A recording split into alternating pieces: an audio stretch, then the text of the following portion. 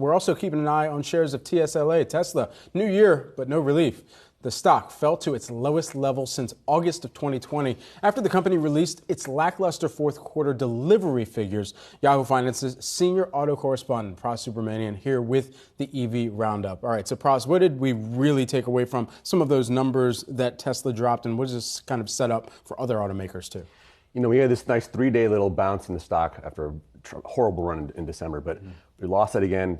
Two-year lows here after those lackluster delivery numbers, like you mentioned, missing that delivery target by 20,000 or so. But I think the big question here, Brad, is the demand concern. Are we seeing that come down? A number of analysts are asking that. Is Tesla going to actually cut their long-term 50% growth rate on deliveries eventually? Are they going to actually have to do that? Because, what we're seeing is that the Wall Street and the markets are valuing Tesla like a traditional automaker now. They're cutting down their sort of growth of the company. We're seeing the forward Ps come down here.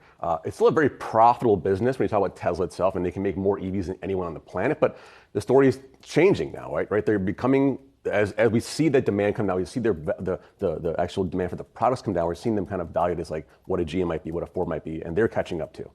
Pras, our team made a good point in our morning meeting this morning that we've been so fixated on Tesla and the stock slide, and that is right on the mark. Well, if that's the case, who's the other winner here? Is it General Motors? Because you've been covering General Motors a lot. You recently reviewed that new EV Hummer. It seems like they have risen to the occasion, and they're about to drop a lot of new models on the market that maybe does take market share from a Tesla that has maybe taken its eye off the ball because of Elon Musk.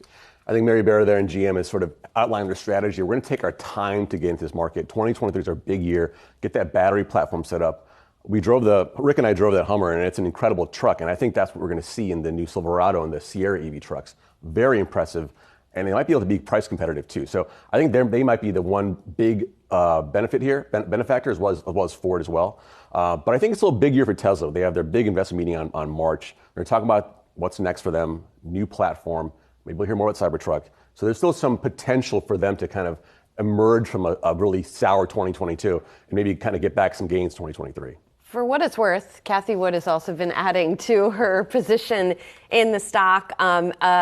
She kind of started to rebuild her position in the fall and then added more shares to it. I mean, and I guess it just sort of reinforces the sentiment that there are these true believers still in Tesla, but that it's a very divisive company and stock for many people. Yeah, I mean, a lot of high conviction owners of Tesla shares, heavily shorted, right? Came down a lot, but still a lot of heavily invested people that are really believe in the Elon story, and Cathie Wood is one of them. Her high conviction trade, she had to sell a stock before to rebalance her portfolio, not just getting back in. So she's in it for the long haul, so we'll see how that goes. But I think you're right. It's one of these stories that it's a huge retail investor stock, and there's such a heavy focus on their bulls that are out there that really believe in the story. And the bears might be savaging Tesla, of course, but at least they're able to hit their production marks. We're not seeing that from Rivian. Another disappointing number for them in terms of production. And this is going to be a big year for this company. Yeah, so we saw the Q4 number come out, and full year 24,337 for the year produced, just shy of that 25,000 goal. I was a little surprised they actually came that close, given the troubles that they've had. But they ramped up a second shift at the factory.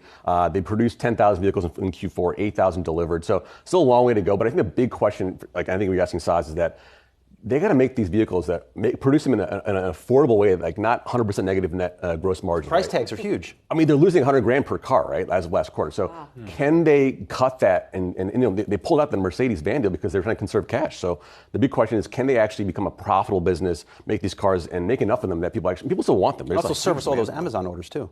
What's that? They're supposed to make vans for Amazon. Yeah, I've seen a couple of them actually in Brooklyn, but they got to make like at least 10,000 of those, I think. So there's a long way to go. Yeah, well, we saw the shares little change there on those numbers. Thanks so much, Pras. Appreciate it.